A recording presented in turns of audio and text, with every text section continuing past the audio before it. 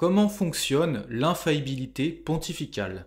Le dogme le plus attaqué aujourd'hui, malheureusement, même par ceux qui se disent catholiques. Ceci est une vidéo capitale pour comprendre la crise actuelle de l'Église. Cette vidéo s'adresse principalement aux catholiques. Donc, premièrement, nous allons voir la définition du Concile Vatican I. Ensuite, nous verrons les conditions de l'infaillibilité expliquées par les théologiens. Ensuite, nous donnerons 3 exemples historiques d'infaillibilité papale. Quatrièmement, nous verrons les cas non couverts par l'infaillibilité. Puis cinquièmement, nous verrons les 2 erreurs les plus courantes qui sont propagées par les catholiques libéraux. Et pour finir, nous verrons l'objection principale et sa réfutation. Pour commencer, j'aimerais vous citer cette prière que beaucoup de catholiques disent quotidiennement. Mon Dieu, je crois fermement toutes les vérités que vous avez révélées et que vous nous enseignez par votre Sainte Église, parce que vous ne pouvez ni vous tromper, ni nous tromper. Dieu nous enseigne donc par son Église, et il ne peut pas se tromper. Mais alors, d'où vient cette infaillibilité, concrètement, vu que Dieu n'est pas sur la terre, clairement, pour nous enseigner? Eh bien, l'Église répond du pape. Donc, premièrement, la définition. Donc ceci est la citation de la Constitution dogmatique Pastor Aeternus, qui a été définie lors du Concile Vatican I sous le pontificat du pape Pie IX en 1870. Le pontife romain, lorsqu'il parle ex cathedra, c'est-à-dire lorsque remplissant sa charge de pasteur et de docteur de tous les chrétiens, il définit en vertu de sa suprême autorité apostolique qu'une doctrine sur la foi ou les mœurs doit être tenue par toute l'Église, jouit par l'assistance divine à lui promise en la personne de Saint Pierre, de cette infaillibilité dont le divin Rédempteur a voulu que fût pourvue son Église, lorsqu'elle définit la doctrine sur la foi et les mœurs. Par conséquent, ces définitions du pontife romain sont irréformables par elles-mêmes et non en vertu du consentement de l'Église. Il est important de noter que l'infaillibilité pontificale ne dépend pas du consentement de l'Église, elle dépend seulement du pape. Attention, juste en dessous de cette définition du concile, le pape nous dit ceci: si quelqu'un, ce qu'à Dieu ne plaise, avait la présomption de contredire notre définition, qu'il soit anathème. Anathème signifie excommunication, donc exclusion de l'Église. Il est donc primordial de bien comprendre et de ne pas contredire cette définition pour ne pas tomber sous l'anathème de Pie IX. Il en va de notre salut. L'infaillibilité pontificale, ça fait partie des dogmes de foi, au même titre que la Trinité, ou que la rédemption, ou que l'incarnation. Alors comment les papes et les théologiens reconnus expliquent-ils cette infaillibilité? Comment peut-on la voir agir concrètement? Dans quel texte? C'est ce qu'on va voir maintenant. Grand 2, les conditions de l'infaillibilité expliquées par les théologiens. Donc je vais premièrement citer Monseigneur Fessler. Pourquoi? Parce que Monseigneur Fessler, c'était le secrétaire du concile. Donc il a été choisi par Pie IX. C'était justement cet évêque qui était le porte-parole de la députation de la foi, c'est-à-dire qui avait le rôle de présenter les documents au concile, à tous les évêques, et à expliquer les propositions justement qu'il fallait définir. Et donc dans son ouvrage contre le docteur Schult, qui justement niait l'infaillibilité pontificale ou attaquait certaines parties, Monseigneur Fessler, il établit 2 conditions nécessaires à un acte infaillible. En fait, il explique tout simplement la définition qu'on a vue tout à l'heure. Donc il dit que ça doit être une vérité appartenant à la foi ou aux mœurs, et l'intention du pape de porter un jugement définitif en vertu de son autorité suprême, c'est-à-dire, donc là il explique, l'intention de déclarer la doctrine définie comme faisant partie du dépôt des vérités révélées et obligatoire pour l'Église universelle. Ensuite, je cite une autre explication d'un autre évêque, Monseigneur Spalding, archevêque de Baltimore, qui lui aussi était un grand défenseur de l'infaillibilité pontificale. Donc il s'ensuit A, que l'infaillibilité suivant les termes de la définition conciliaire est limitée au domaine de la foi et des mœurs, B, qu'elle suppose un jugement final et définitif, donc on ne peut plus revenir dessus, C, dans une matière obligatoire pour tous, donc on doit tous y adhérer, et enfin un jugement promulgué d'une manière officielle. Donc le pape, il doit parler en tant que pape et pas en tant que personne privée. Donc pour résumer de manière simple, il y a 4 grandes conditions. Le pape est infaillible, ou il parle ex cathedra, en fait c'est la même chose, c'est-à-dire que quand il parle ex cathedra, il est automatiquement infaillible. Donc la définition de ex cathedra ou de l'infaillibilité, c'est ces 4 conditions. Donc, il enseigne en tant que pape de l'Église catholique et non en tant que docteur privé. L'autorité suprême dans l'Église catholique, c'est le pape. Il n'y a personne au-dessus du pape. Donc, il doit enseigner en tant que pasteur de tous les chrétiens. Deuxièmement, sur la foi, ce qu'il faut croire, ou alors sur les mœurs. Donc, les mœurs, c'est les règles concernant le bien et le mal pour sauver son âme. Si vous voulez, c'est ce qu'on doit faire dans la pratique, alors que la foi, c'est ce qu'on doit croire, ce qu'on doit adhérer avec notre intelligence. Troisièmement, de manière à définir une vérité. Il y a beaucoup de gens qui définissent mal justement cette partie de définition. En réalité, pour comprendre simplement, retenez bien que définition, c'est l'inverse d'une opinion en théologie. Et en fait, une définition, c'est quelque chose qui est délimité, ce n'est pas remis en discussion, alors qu'une opinion théologique, c'est quelque chose qui peut être débattable. Typiquement, le théologien, il va dire « ceci est mon opinion, je peux me tromper, mais j'y crois fortement, pour telle et telle raison, voilà ». Alors qu'une définition, c'est « les choses sont de telle manière, et c'est tout ». Il n'y a pas de débat. Et quatrièmement, avec l'intention d'obliger toute l'Église. Donc, tous les fidèles doivent y adhérer. Donc maintenant, fini la théorie, passons à la pratique. Donc, 3 exemples de l'infaillibilité exercée par les papes. L'exemple 1, il est assez facile, assez évident. Donc c'est la bulle Unam Sanctam, en 1302, du pape Boniface VIII. Il y écrit vers la fin à peu près. En conséquence, donc d'abord il explique pourquoi, et ensuite il finit en définissant. En conséquence, nous déclarons, disons et définissons qu'il est absolument nécessaire au salut, pour toute créature humaine, d'être soumise au pontife romain. Donc là c'est assez évident. Il parle en tant que pape, il définit, c'est pas son opinion personnelle, sur la foi ou les mœurs, donc là c'est sur les mœurs, c'est-à-dire qu'il faut obéir au pape, donc c'est une question de règles, de ce qu'il faut faire, et ensuite, intention d'obliger toute l'Église, évidemment, on n'a pas le choix, hein, tout le monde doit être soumis au pape. Ensuite, l'exemple 2, donc là je descends sur les encycliques, donc l'encyclique Quanta Cura, 1864 de Pie IX. Le pape, dans ce document, il condamne la liberté religieuse, l'idée que chacun a le droit de professer et propager toute religion publiquement. Il condamne la séparation de l'Église et de l'État. L'État n'aurait aucun devoir envers la vraie religion. En fait, il cite les idées et ensuite il les condamne. Il condamne la souveraineté absolue du peuple, l'idée que la loi vient uniquement de la volonté populaire, alors qu'en fait la loi, évidemment, elle vient de Dieu. L'éducation contrôlée par l'État seul aurait autorité sur l'éducation, sans droit de l'Église ni des parents. La subordination de l'Église au pouvoir civil, les lois et décisions de l'Église n'auraient de valeur que si l'État les approuve. Le refus d'obéissance au pape, hors des dogmes, on pourrait désobéir aux décisions non dogmatiques du siège apostolique. Donc le pape Pie IX, si vous voulez lire, je vous invite à lire cette encyclique. Et d'ailleurs, je l'ai lu sur ma chaîne YouTube, vous pourrez le retrouver en audio.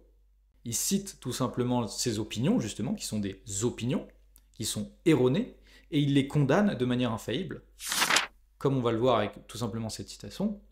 Au milieu donc d'une telle perversité d'opinions corrompues, nous souvenant de notre charge apostolique, dans notre plus vive sollicitude pour notre très sainte religion, pour la sainte doctrine et pour le salut des âmes, à nous confier par Dieu et pour le bien de la société humaine elle-même, nous avons jugé bon d'élever à nouveau notre voix apostolique. En conséquence, toutes et chacune des opinions déréglées et des doctrines rappelées en détail dans ces lettres, nous les réprouvons, proscrivons et condamnons de notre autorité apostolique. Et nous voulons et ordonnons que tous les fils de l'Église catholique les tiennent absolument pour réprouvées, proscrites et condamnées.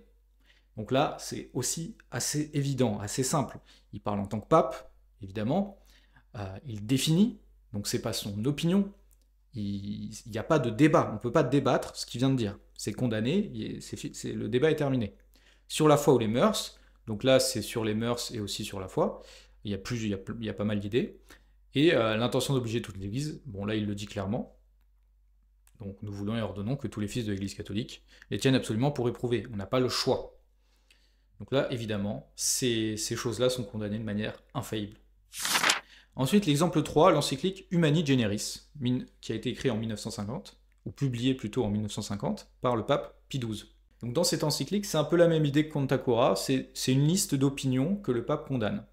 Donc le pape condamne le polygénisme, en gros c'est l'idée, enfin je vais vous l'expliquer tout de suite après, mais en gros c'est parce que cela ça contredit le dogme du péché originel. L'erreur partielle de la Bible, comme ça, qui nie justement l'inhérence totale des Écritures, il condamne l'évolution des dogmes, il condamne la création non immédiate de l'âme humaine, ce qui contredit aussi la doctrine définie de la création directe par Dieu. Il condamne la transsubstantiation réduite à un symbole, il condamne la différence entre l'Église catholique et le corps mystique de Christ, comme quoi il y aurait le corps mystique du Christ et l'Église catholique, et en fait c'est deux choses qui sont différentes, et en fait dans le corps mystique du Christ, on peut y ajouter par exemple les protestants ou les schismatiques orthodoxes, en fait d'une certaine manière ils sont aussi dans le corps mystique du Christ. Alors que l'Église a toujours dit que l'Église catholique et le corps mystique du Christ, c'est la même chose. Et ensuite, la négation de la démontrabilité de Dieu par la raison. Là, je ne fais que citer un passage de cette encyclique pour vous donner un peu de contexte. Donc là, par exemple, le pape Pie XII condamne le polygénisme. Il dit « Mais quand il s'agit d'une autre vue conjecturale qu'on appelle le polygénisme, les fils de l'Église ne jouissent plus du tout de la même liberté. Les fidèles, en effet, ne peuvent pas adopter une théorie dont les tenants affirment, ou bien qu'après Adam, il y a eu sur la terre de véritables hommes qui ne descendaient pas de lui comme du premier père commun par génération naturelle, ou bien qu'Adam désigne tout l'ensemble des innombrables premiers pères. En effet, on ne voit absolument pas comment pareille affirmation peut s'accorder avec ce que les sources de la vérité révélée et les actes du magistère de l'Église enseignent sur le péché originel, lequel procède d'un péché réellement commis par une seule personne, Adam, et transmis à tous par génération, se trouve en chacun comme sien. » Donc là, c'est assez simple à comprendre. Tout simplement, si la science dit que les hommes descendent de plusieurs couples d'hommes, qui ont été créés d'une certaine manière, bah, ça contredit frontalement le dogme que Adam et Ève sont nos premiers parents et que nous héritons tous du péché originel. Donc en fait, Pie XII ne fait que condamner cette idée-là de manière infaillible parce qu'elle contredit un dogme qui a déjà été défini dans le passé de manière infaillible. Et aussi, ça contredit la Bible. Et donc, vers la fin, le pape Pie XII dit « Aussi après avoir mûrement pesé et considéré la chose devant Dieu, pour ne pas manquer à notre devoir sacré. » Donc là, il parle en tant que pape. Nous enjoignons aux évêques et aux supérieurs de familles religieuses, leur en faisant une très grave obligation de conscience. Donc là, il oblige de veiller avec le plus grand soin à ce que ces opinions ne soient pas exposées dans les écoles, dans les réunions, dans n'importe quel écrit, et qu'elles ne soient pas enseignées en quelque manière que ce soit aux clercs et aux fidèles. Donc, là, il n'y a aucune exception, c'est à tous les clercs et à tous les fidèles. Il ne faut pas que ces opinions, qui sont fausses, condamnées par le pape, ne soient enseignées. Donc il parle en tant que pape, il définit, c'est pas un débat, sur la foi ou les mœurs, donc là c'est surtout sur la foi, sur ce qu'il faut croire, etc. Et il a l'intention d'obliger tout le monde. Donc là, ça remplit les conditions de l'infaillibilité. Maintenant, Monseigneur Joseph Fessler, donc le même secrétaire justement général du Concile du Vatican I, il nous explique justement là où l'infaillibilité ne s'applique pas. Je le cite, « On ne saurait dire, enseignent les évêques suisses, que le pontife romain est personnellement infaillible, en ce sens que chacune de ses affirmations serait infaillible, et qu'il ne dépendrait que de ses vues personnelles d'imposer aux fidèles la foi en de nouveaux dogmes. Le pape n'est infaillible ni comme homme, ni comme savant, ni comme prêtre, ni comme évêque, ni comme prince temporel, ni comme juge, ni comme législateur. Il n'est ni infaillible, ni impeccable dans sa vie et dans sa conduite. » Ça veut dire qu'il peut faire n'importe quel péché. Dans ses visées politiques, dans ses relations avec les princes, ni même dans le gouvernement de l'Église. Par exemple, un pape, il peut élire comme cardinal quelqu'un qui est franc-maçon sans le savoir. Il n'est pas omniscient, le pape. Il ne sait pas. Si ça se trouve, il peut y avoir un cardinal qui est franc-maçon de manière cachée, enfin un évêque franc-maçon de manière cachée, et le pape, il croit de bonne foi que c'est un bon évêque et il veut le faire cardinal. Donc là, il est totalement faillible. Mais il l'est uniquement et exclusivement quand, en qualité de docteur suprême de l'Église, il prononce en matière de foi et de mœurs une décision qui doit être acceptée et tenue comme obligatoire par tous les fidèles. Donc là, il répète tout simplement ce qu'on a dit. Donc maintenant, voyons les erreurs. Donc ça, c'est extrêmement propagé aujourd'hui. Qui sont surtout propagés, qui étaient propagés par les catholiques libéraux lors de la définition du Concile Vatican I, parce que les catholiques libéraux, ils ont dit « Ok, d'accord, on accepte, le pape est infaillible, mais c'est dans certaines conditions très réservées, et en fait ça arrive très rarement, etc. » Et ils ont voulu tout de suite réduire justement cette infaillibilité. Pourquoi ? Parce qu'évidemment, si le pape il est très rarement infaillible, ça veut dire qu'on peut lui désobéir la plupart du temps.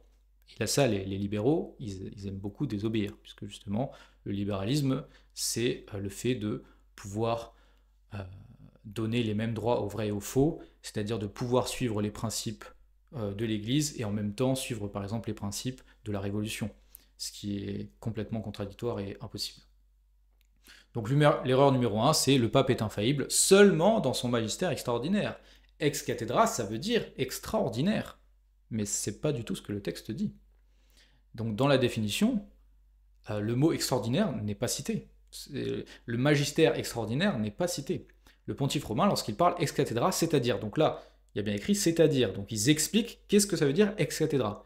Remplissant sa charge de pasteur et de docteur de tous les chrétiens, il définit, en vertu de sa suprême autorité apostolique, donc en fait en tant que pape, puisqu'il n'y a personne au-dessus du pape, donc qu'une doctrine sur la foi ou les mœurs doit être tenue par toute l'Église. Elles sont là les conditions. Je ne vais pas donner mon avis personnel, on va voir ce que dit l'Église. Le Concile du Vatican, dans la constitution dogmatique d'Ephilius, nous dit « Or, on doit croire d'une foi divine et catholique tout ce qui est contenu dans les Saintes Écritures et dans la tradition, et tout ce qui est proposé par l'Église comme vérité divinement révélée, soit par un jugement solennel, soit par son magistère ordinaire et universel. » Donc, le texte dit bien soit par un jugement solennel, donc magistère extraordinaire, soit par son magistère ordinaire et universel. Donc là, c'est clair. On doit croire d'une foi divine et catholique, le magistère extraordinaire et le magistère ordinaire. Pourquoi? Parce que c'est en vérité le même magistère qui s'exprime d'une manière différente. C'est juste un degré de solennité qui diffère. Le magistère ordinaire, c'est l'enseignement de l'Église qui s'exerce chaque jour, nous dit Pie IX, dans un autre document dont là tout de suite je n'ai pas le nom en tête, alors que le magistère extraordinaire, justement, il se montre parfois pour justement lutter plus efficacement contre certaines hérésies. Mais on va le voir, les théologiens vont l'expliquer. Donc Pie XII, le pape Pie XII, dans Humani Generis, nous dit ceci.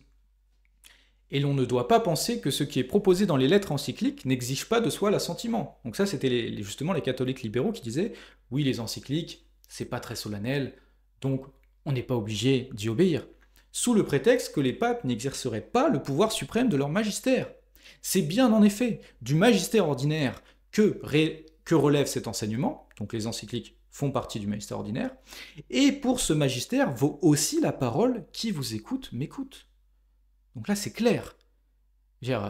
Qui vous écoute m'écoute, c'est notre Seigneur qui dit ça aux apôtres, donc quand on écoute le magistère ordinaire, quand on écoute une encyclique, quand Pie XII condamne dans Humani Generis des opinions qui sont erronées, en tant que pape, avec l'intention d'obliger toute l'Église, etc., il est infaillible, puisqu'on écoute notre Seigneur Jésus-Christ à travers cet enseignement. Donc l'infaillibilité ne se concorde pas seulement au magistère extraordinaire. Et en plus, on vient de prouver que Quanta Cura et Humani Generis, justement, sont des encycliques, et qu'elles appartiennent au magistère ordinaire, et qu'elles comportent des sentences infaillibles. Et que nous dit Monseigneur d'Avanzo, qui était aussi membre de la députation de la foi lors des débats du Concile Vatican I. Donc je le cite. « Il y a dans l'Église un double mode d'infaillibilité. Le premier s'exerce par le magistère ordinaire. C'est pourquoi, de même que le Saint-Esprit, l'Esprit de vérité, demeure tous les jours dans l'Église, l'Église aussi enseigne tous les jours les vérités de la foi, avec l'assistance du Saint-Esprit. Elle enseigne toutes les vérités, soit déjà définies, soit explicitement contenues dans le dépôt de la révélation, mais dont définies encore, soit enfin celles qui font l'objet d'une foi implicite. Ces vérités, l'Église les enseigne quotidiennement, tant principalement par le pape que par chacun des évêques en communion avec lui. Tous, et le pape et les évêques, dans cet enseignement ordinaire, sont infaillibles. Donc ça s'appelle le magistère ordinaire universel. C'est tous les évêques qui enseignent avec le pape en communion. Sont infaillibles de l'infaillibilité même de l'Église. Ils diffèrent seulement en ceci. Les évêques ne sont pas infaillibles par eux-mêmes, mais ont besoin de la communion avec le pape, qui les confirme. Mais le pape, lui, n'a besoin de rien d'autre que de l'assistance du Saint-Esprit, qui lui a été promise.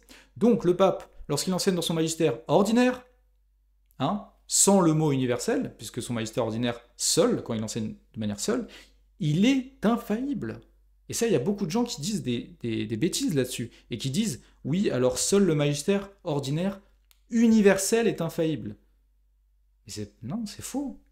C'est faux, puisque le magistère ordinaire universel, c'est l'enseignement de toute l'Église, de tous les évêques avec le pape, de tous les évêques qui sont en communion avec le pape. Mais les évêques, ils dépendent du pape. Donc le magistère ordinaire, qu'on pourrait appeler magistère ordinaire pontifical, donc c'est tout simplement le pape qui enseigne de manière quotidienne, dans une encyclique par exemple, seul, il peut parfaitement remplir les conditions de l'infaillibilité. Donc ainsi, il enseigne et n'est pas enseigné, il confirme et n'est pas confirmé. Donc ceux qui disent que l'infaillibilité s'exerce seulement 1 ou 2 fois par siècle sont en train de vous dire des bêtises. Et ils vont contre la définition de Pastor Aeternus. Et ils sont donc, s'ils en ont conscience, et j'espère qu'ils n'en ont pas conscience, ils sont donc anathèmes par Pie IX. Et ils sont donc hors de l'Église. Et hors de l'Église, il n'y a pas de salut. C'est pas moi qui le dis, c'est l'enseignement de l'Église catholique. Et cela découle justement de la promesse de notre Seigneur qui nous dit « Je suis avec vous tous les jours jusqu'à la fin du monde ». Donc l'erreur numéro 2, la plus propagée, le pape est seulement infaillible lorsqu'il s'adresse à toute l'Église. Donc ça c'est un classique, mais dans le texte de Pastor Aeternus, il n'y a pas écrit ça. Il y a écrit « Il définit en vertu de sa suprême autorité apostolique qu'une doctrine sur la foi ou les mœurs doit être tenue par toute l'Église. Ainsi, l'attention du pape suffit. » Mais, encore une fois, on va donner la parole aux théologiens. Monseigneur Henri Sauvé nous dit « Pour qu'une définition papale soit infaillible, la Constitution ne dit pas qu'il soit nécessaire que le pape s'adresse explicitement à toute l'Église dans l'acte par lequel il définit. À la rigueur, le pape pourrait s'adresser à un évêque ou à une seule nation et vouloir définir une doctrine qui devrait être tenue par toute l'Église. » Donc l'autorité de Monseigneur Sauvé en la matière est incontestable, puisqu'en plus d'avoir été théologien pontifical et consultateur de l'index, il fut théologien du pape au Concile du Vatican, qui définit le dogme de l'infaillibilité. Donc en fait c'est logique. Si le pape enseigne en tant que pape et qu'il enseigne quelque chose sur la foi ou les mœurs, par définition, tout le monde doit le croire, puisque ça appartient à la foi, ou alors ça appartient aux mœurs. Donc le pape n'a pas besoin en soi de s'adresser à tout le monde. Mais encore une fois, laissons parler les théologiens. Le cardinal Louis Billot, qui est l'un des plus grands théologiens scolastiques du début du XXe siècle. Scolastique, ça veut dire par rapport à la théologie de saint Thomas d'Aquin. Donc, qui a été consulté pour Vatican I, et créé cardinal par saint Pie X en 1911. Qu'est-ce qu'il nous dit ? Il nous dit « Troisièmement, le Concile dit, s'acquittant de sa charge de pasteur et docteur de tous les chrétiens. » Et il ajoute « par toute l'Église ». Ces expressions figurent ici, pour que la définition soit plus claire. En effet, la doctrine de foi et de mœurs est en tant que telle une doctrine qui oblige toute Église. C'est ce que j'ai dit tout à l'heure.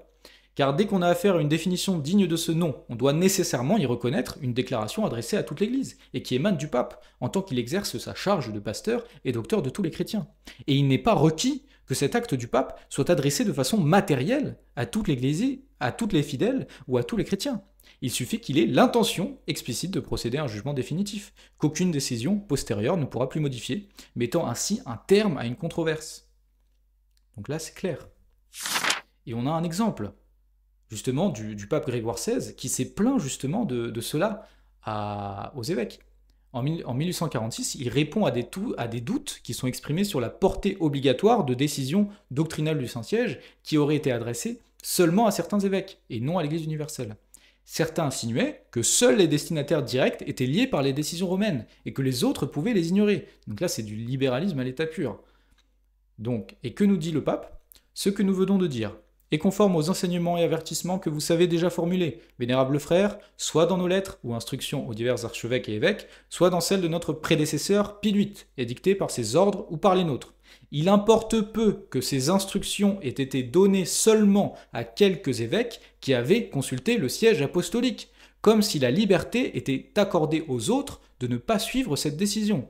Et il met un point d'exclamation. On voit bien qu'il est agacé, il est plutôt outragé par ceux qui insinuent que, vu qu'il ne nous a pas parlé, le pape, on n'est pas obligé. Donc évidemment, non, c'est du libéralisme pur. Bon, je peux vous donner un exemple. Le discours aux sages-femmes de Pie XII.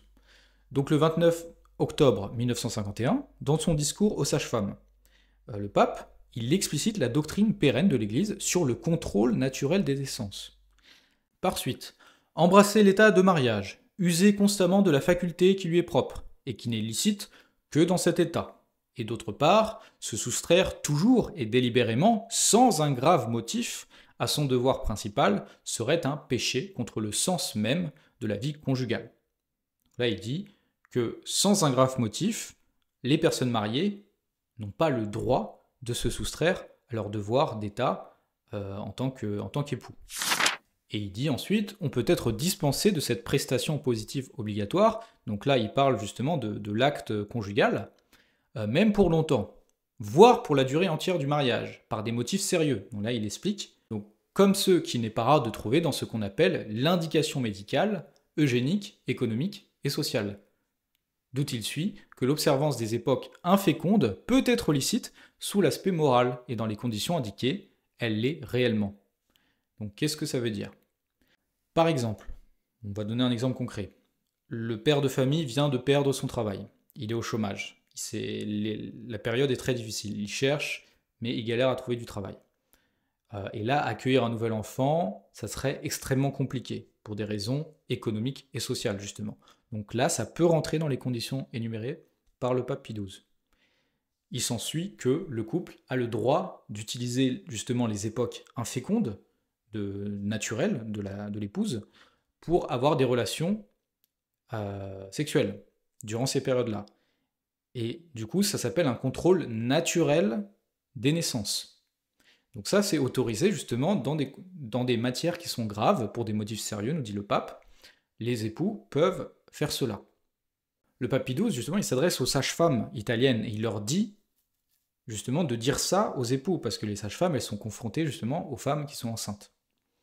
Mais cet enseignement, il s'applique à tous les catholiques du monde. Il ne s'applique pas que aux catholiques italiens, par exemple, ou que aux sages-femmes, évidemment. Donc, ça remplit les 4 conditions, puisque le pape, il parle en tant que pape, dans ce discours, il ne parle pas en tant que théologien privé, il ne donne pas une opinion. Il dit, ça c'est permis, ça c'est pas permis. Ça c'est péché, ça c'est pas péché. Donc, c'est pas une opinion, c'est une définition. Et donc, il délimite clairement les conditions strictes pour que les époux puissent utiliser la régulation naturelle des naissances sans péché. Et donc, cette morale vaut évidemment pour tout le monde. Donc, ça remplit les conditions d'infaillibilité, tout simplement. Alors que c'est un discours, on pourrait croire qu'il n'y a aucune infaillibilité dans ce qu'il dit, parce que c'est juste un discours, c'est pas très solennel. Absolument pas. Jamais dans le texte de Pastor Aeternus, on parle de degré de solennité. Non, c'est pas ça les conditions. Maintenant, passons à l'objection majeure. La fameuse, la plus répétée, surtout aujourd'hui, les papes ont déjà erré en matière de foi. Ça par les protestants, par les orthodoxes schismatiques, par les catholiques libéraux. Elle est répétée de partout. Mais ça, tout simplement, c'est faux. Donc, le livre L'histoire et l'infaillibilité des papes, écrit par l'abbé Constant, environ 10 ans avant la définition solennelle de l'infaillibilité pontificale au Concile Vatican I, est un ouvrage théologique et historique de référence, bien qu'il ne relève pas du magistère. C'est un livre qui a reçu un bref d'approbation du pape Pie IX, qui a aussi reçu de nombreuses attestations élogieuses d'évêques, et qui a très probablement été utilisé lors des travaux préparatoires du Concile, puisque la question de l'errance des papes y fut directement abordée, évidemment. C'était dans le cœur du débat. Si des papes avaient déjà erré en matière de foi dans leur magistère dans le passé, on ne pouvait pas définir justement leur infaillibilité dans leur magistère. Donc l'abbé Constant, dans une enquête rigoureuse à travers toute l'histoire de la papauté, donc il reprend tous les cas les plus attaqués, et il démontre que les accusations d'erreur doctrinale contre les papes proviennent systématiquement des ennemis de l'Église, les ariens, les monothélites, les protestants, les gallicans, etc. Et je vous cite un passage de la conclusion de ce livre. Ce que prêchait saint Jean Chrysostome en 390, ce à quoi les Grecs souscrivaient en 518, ce que le pape Agathon proclamait en présence des évêques du VIe Concile œcuménique, ce que rappelait Grégoire VII en 1090, ce qu'avouait Luther au XVIe siècle, peut donc se répéter aujourd'hui avec la même vérité. Le siège apostolique n'a jamais erré. Aux prises avec les hérétiques de tous les temps et de tous les lieux, les souverains pontifes n'ont jamais failli à leur mission de défendre la sainte doctrine. Donc si vous voulez toutes les preuves et les explications, là je vais pas faire tous les cas dans cette vidéo, ça serait beaucoup trop long et c'est pas le but de la vidéo, mais par exemple le cas d'Honorius, du pape Honorius, ou du pape Libère, ou du pape Jean XXII, qu'on nous cite tout le temps, ces papes-là n'ont jamais erré dans leur magistère ex cathedra. Jamais, ce n'est jamais arrivé. D'accord ? Et l'abbé Constant, il démontre justement toutes ces accusations qui ont été faites, que le pape Honorius a été condamné à un concile, etc., que Jean XXII a erré, nanana. Tout cela, soit c'est faux, soit ça a été modifié, soit c'est des calomnies, soit c'est des mensonges, etc. Donc il faut vraiment faire acte de prudence, parce que l'histoire est complexe. Je veux dire, l'Église a 2000 ans d'histoire. Donc, qu'est-ce qui s'est vraiment passé à ces époques-là ? Il faut vraiment étudier le sujet avant de se prononcer en étant catégorique C'est pas parce que dans un certain concile, après le pape Honorius, il y a écrit que le pape Honorius est anathème pour hérésie, que c'est forcément vrai, que hérésie, ça veut forcément dire qu'il a erré dans son enseignement, etc. Il faut voir le contexte, il faut voir est-ce que cette citation, elle est vraiment vraie. Parce que l'abbé Constant, il cite beaucoup de saints qui, par exemple, disent que cette citation, elle a été ajoutée par les Grecs, après, justement, pour attaquer l'Église romaine. Donc, il faut faire extrêmement attention, extrêmement prudent. Après, si vous qui regardez la vidéo, vous êtes catholique, vous devez, évidemment, comme moi, nous soumettre à l'enseignement de l'Église. Et que nous dit le Concile du Vatican? Donc là, c'est infaillible. Hein. Leur doctrine apostolique a été reçue par tous les pères vénérés, révérés et suivis par les saints docteurs orthodoxes. Ils savaient parfaitement que ce siège de pierre demeurait pur de toute erreur. Au terme de la promesse divine de notre Seigneur et Sauveur, au chef de ses disciples, j'ai prié pour toi pour que ta foi ne défaille pas, et quand tu seras revenu, affermis tes frères. Donc notre Seigneur Jésus-Christ, qui est Dieu, il a promis cette infaillibilité. D'accord? Donc déjà, si nous sommes catholiques, nous devons nous soumettre à cela, déjà. Ensuite, les arguments historiques sont inférieurs à la foi, ce que nous enseigne la foi. Et la foi ne peut pas, la raison ne peut pas contredire la foi. Ça veut dire que il y a des historiens qui se sont trompés, ou il y a des historiens qui ont répété des calomnies. Donc ce charisme de vérité et de foi, à jamais indéfectible, a été accordé par Dieu à Pierre et à ses successeurs en cette chair, afin qu'ils remplissent leur haute charge pour le salut de tous, afin que le troupeau universel du Christ, écarté des nourritures empoisonnées de l'erreur, soit nourri de l'aliment et de la doctrine céleste, afin que toute occasion de schisme étant supprimée, l'Église soit conservée tout entière dans l'unité, et qu'établie sur son fondement, elle tienne ferme contre les portes de l'enfer. D'accord? Si le pape, il peut enseigner des erreurs dans son magistère ex cathedra, qui peut arriver de manière quotidienne, hein, je le répète, et pas une fois par siècle, s'il peut enseigner des erreurs dans ce magistère, ça veut dire qu'il est faillible. Ça veut dire que le dogme de l'infaillibilité pontificale est faux. Donc ça veut dire que le Christ nous a menti. Et donc ça veut dire que le Christ n'est pas Dieu. D'accord? Donc arrêtons de propager ces erreurs et revenons à la véritable foi catholique. Donc la conclusion, c'est que le pape, en tant que vicaire du Christ et successeur de Saint-Pierre, ne pourra jamais enseigner une doctrine contraire à la foi ou aux mœurs dans son enseignement officiel, car le Christ protège toujours son Église de l'erreur. Si l'on devait se retrouver dans une situation où la personne qui nous apparaît être le pape devait enseigner quelque chose, ex cathedra, de contraire à l'Évangile, alors il s'en conclurait inévitablement que cette personne n'est pas le véritable vicaire de notre Seigneur. En fait, l'infaillibilité pontificale, justement, elle nous protège en cas d'imposture. C'est impossible que le pape enseigne des hérésies dans son magistère, puisque l'Église nous l'enseigne. Le dogme de l'infaillibilité pontificale nous l'enseigne. Donc, je vous laisse conclure par rapport à la situation actuelle. Si ça devait arriver, c'est qu'on est face à une imposture. Car le vicaire de notre Seigneur Jésus-Christ ne peut pas nous enseigner un nouvel évangile. C'est pas son rôle. Le rôle du pape, c'est de garder le dépôt de la foi, et pas de créer un nouveau dépôt de la foi. Le dépôt de la foi s'arrête à Saint Jean. Le rôle de l'Église, c'est d'expliquer le dépôt de la foi. Donc voilà, je vous laisse méditer là-dessus, et que le bon Dieu vous garde.